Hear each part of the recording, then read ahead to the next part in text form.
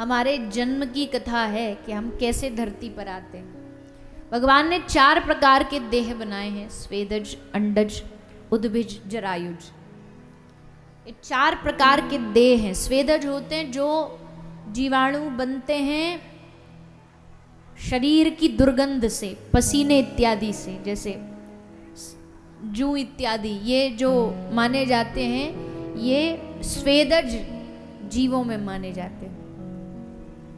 इनका कोई प्रकट होने के लिए उनको किसी के गर्भ में जाने की जरूरत नहीं है। स्वेदज। एक होते हैं अंडज, अंडा फोड़ करके जो प्रकट होते हैं, पक्षियों के बच्चे, पशुओं के बच्चे, उनको अंडज कहते हैं। उद्भिज, जो बीज को फोड़ के प्रकट होते हैं, वृक्ष आदि, बीज से पैदा होने वाले जीव, उनको उद्भिज कहा जाता है। और चौथे हैं जरायुज, जिनका जन्म गर्भाशय से होता है, जो गर्भ में आकर के जन्म लेते हैं, यानी हम लोग, जरायुज। 4 प्रकार के देह बन गए। अब आई माया देवी, योग माया। माया देती है जीव को मन। अब मन को जो देह भाई वो उस देह में प्रवेश करता है। माया मनः सृजनी।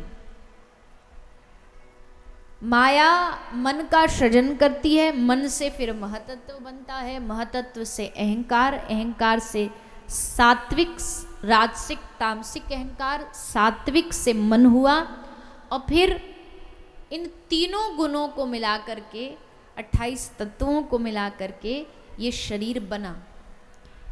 शरीर 5 तत्वों से मिलके बना है।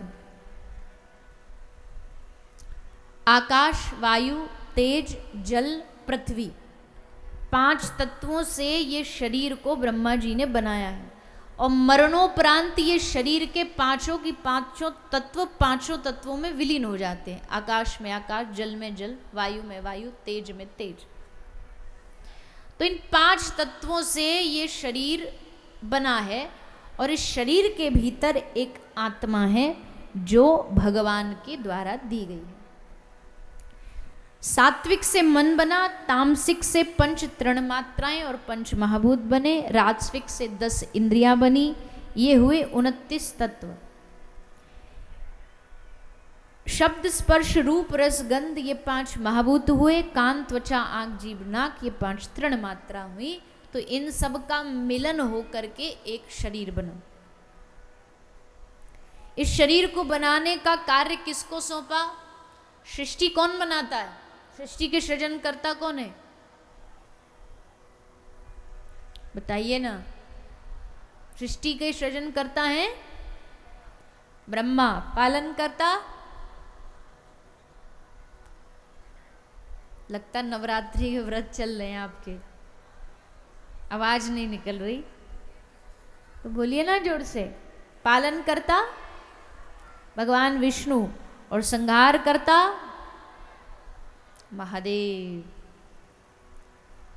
तीनों के अलग अलग कार्य सौंप दिए गए हैं, पर इन तीनों के मूल में है भगवान नारायण। नारायण की नाभि के कमल से ब्रह्मा जी प्रकट हुए। तो मतलब सृष्टि को बनाने वाले ब्रह्मा जी, पर उनको भी बनाने वाले हैं भगवान। तो भागवत में लिखा है, जब भगवान ने ब्रह्मा जी को कहा कि आप सृष्टि का सृजन करो, तो बेचारे ब्रह्मा जी कंफ्यूज हो गए कि सृष्टि कैसे करें। तो भगवान ने कहा तप करो, तपस्या करो, तपस्या से अपने भीतर बल लाओ और तब तुम सृष्टि का निर्माण करना। तो ब्रह्मा जी ने तप किया और फिर सृष्टि का निर्माण किया। भगवान के विराट रूप का वर्णन आया। भगवान ने विराट रूप के द्वारा संसार के इस कण कण में अपने आप को समा लिया है। कहते हैं कि भगवान को देखना हो तो कहीं जाने की जरूरत नहीं है, वो इस सारे जगत में सब जगह व्याप्त है। पशुओं में, पक्षियों में, जीवों में, सब में समाये हुए हैं। तो भगवान पूरी सृष्टि में व्याप्त हो गए, अलग अलग रूप बना लिए। सामर्थ्य उनमें इतना है कि एक से अनेक बन सकते हैं, अनेक से एक बन सकते हैं। इसलिए भगवान ने एक से अनेक रूप धारण किए, अनगिनत रूप धारण कर लिए। हम जितने लोग धरती पर रहते हैं ना, इससे कई गुना ज्यादा लोग रहते हैं जल में, जल जीव। वो सब भी कौन है? वो सब भी भगवान के अंश से ही प्रकट हुए, भगवान नहीं है। जैसे अब देखो ज्ञान मार्ग में तो ये कहते हैं कि जीव भगवान से प्रकट हुआ इसलिए भगवान ही है। पर अब देखो हम कोई तीर्थ में जाते हैं, हम हरिद्वार गए, बनारस गए, वहां से हमने एक बोतल में गंगा जल भर के घर ले आए। हम ये थोड़ी कहेंगे हम गंगा जी ले आए हैं अपने घर। ऐसे बोलता कोई कि लो जी हम बोतल में गंगा जी ले आए हैं। क्या बोलते हैं? गंगा जल लाए। है तो वो गंगा जी का ही हिस्सा, पर गंगा नहीं है। हाँ, जब वो उसमें जाके मिल जाएगी, वो जल जाके उसी में वापस डाल दिया जाएगा, तब वो गंगा बनेगी। तब तक वो गंगा जल है।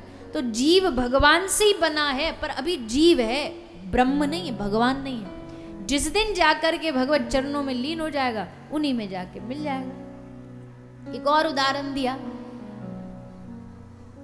कुम्हार मिट्टी लेता है, उससे घड़ा बनाता है, बड़ा सुंदर घड़ा बन गया। अब वो है तो घड़ा, है तो मिट्टी, लेकिन क्या कहेंगे, क्या नाम है इसका? घड़ा। घड़ा कुछ दिन तक चला और कुछ दिन बाद जब टूट गया, फूट गया, तो फिर वापस क्या बन जाएगा? क्या बन जाएगा? फिर से मिट्टी बन जाएगा। तो वहां से निकला, फिर वहीं जाके मिल गया। तो संसार भी यही है। इसको शास्त्रीय भाषा में घटाकाश पटाकाश की भाषा कहते हैं कि उन्हीं से बना, उन्हीं में जाकर के मिल गया। ऐसे भगवान सृष्टि के सृजन करता है, पालन। दुनिया चलाने वाले भी कौन है? कौन चला रहा है दुनिया? हम चला रहे हैं। सोचते तो हम यही है कि हम चला रहे।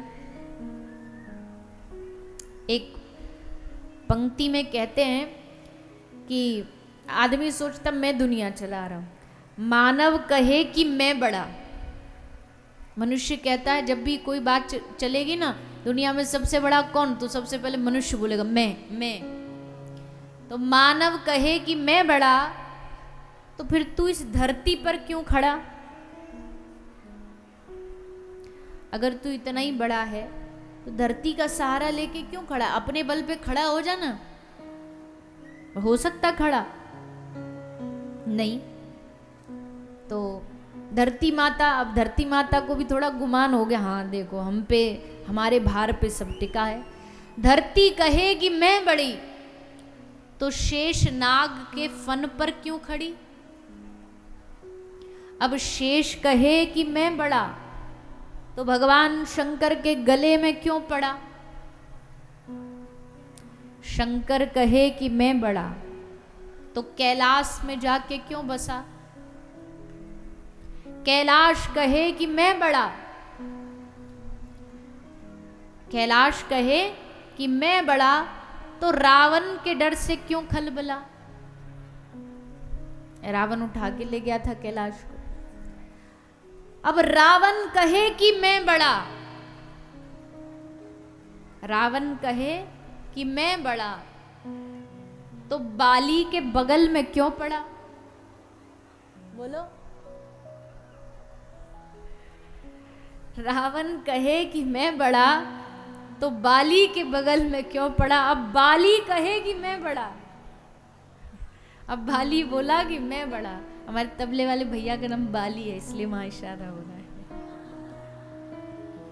अब बाली कहे कि मैं बड़ा, तो श्री रामचंद्र के चरणों में क्यों पड़ा?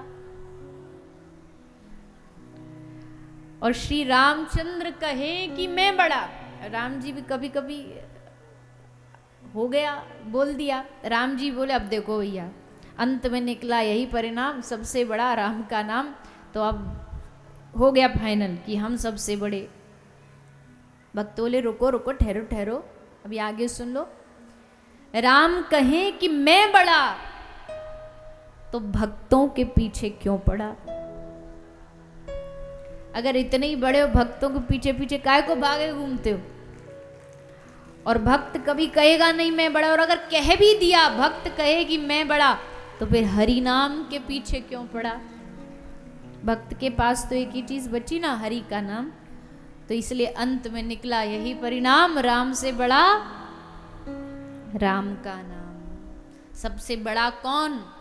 भगवान का नाम। क्योंकि वो नाम कभी नहीं कहता कि मैं बड़ा हूं, वो नाम तो बस कल्याण करता है सबका। तो ये अभिमान नहीं पालना, ये संसार हम चला रहे, दुनिया चलाने वाले भगवान हैं। और संहार करता भी कौन है? मिटाने वाले भी कौन है? मिटाने के लिए भी भगवान को कोई बड़ी मेहनत नहीं करनी पड़ती, पलक झपकते ही सृष्टि संहार, सृष्टि खत्म और पलक खुलते ही नई सृष्टि का निर्माण। संकल्प मात्र से ठाकुर जी इतनी बड़ी दुनिया बना देते हैं। सोचो, हमको एक घर बनाने में कितनी जद्दोजहद करनी पड़ती है, ये लाओ वो लाओ, ऐसा करो वैसा करो। एक कोई भी संसार की कोई वस्तु बनाने के लिए बड़ी बड़ी फैक्ट्रियां लगानी पड़ती हैं। भगवान देखो, आंख बंद मूंदी संसार विनाश, आंख खोली नया ब्रह्मांड बन गया।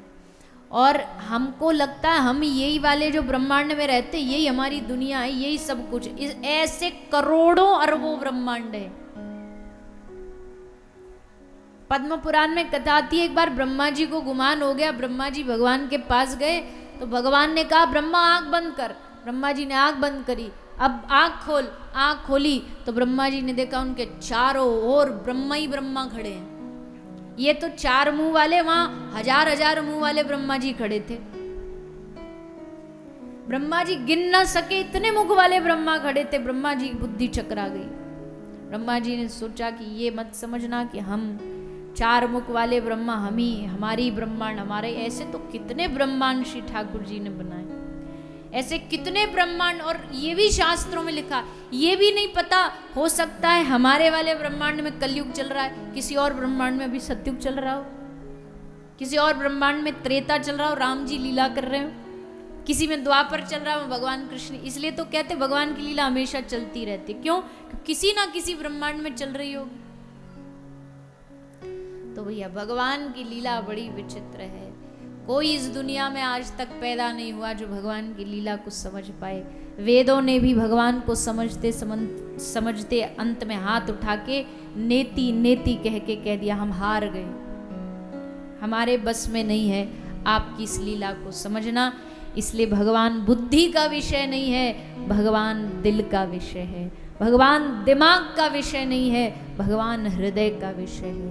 बुद्धि में कभी, जैसे एक प्याले में, एक बर्तन में कभी सागर समा नहीं सकता, वैसे छोटी सी बुद्धि में भगवान कभी समा नहीं सकते। जिसने भी भगवान को समझा है, आज तक समझा तो केवल अपने हृदय के प्रेम से समझा। राम ही केवल प्रेम प्यारा, जान ले हुसो जान निहारा। भैया खुले खुले में गोस्वामी जी कहते हैं, जान लो अगर तुमको जानना हो, भगवान प्रेम के वशीभूत हैं, उसी से पाए जा सकते। ज्ञान से पाएंगे तो बहुत दूर नजर आएगा, और प्रेम से पाएंगे तो एकदम नजदीक नजर आएगा, एकदम पास नजर आएगा। ब्रज में अलग क्या था? ब्रज में अलग बस इतना ही था, उन लोगों ने भगवान को समझने के लिए बुद्धि नहीं लगाई, दिल लगाया, प्यार से समझा, प्रेम से समझा। इसलिए भगवान ने वहां सब बुद्धि के नियमों को खत्म कर दिया। बुद्धि ये कहती है कि चोरी करना चाहिए, नहीं, लेकिन भगवान ने वहां इस नियम को तोड़ दिया। जितने सहज भगवान बन सकते थे, उतने सहज भगवान बन गए।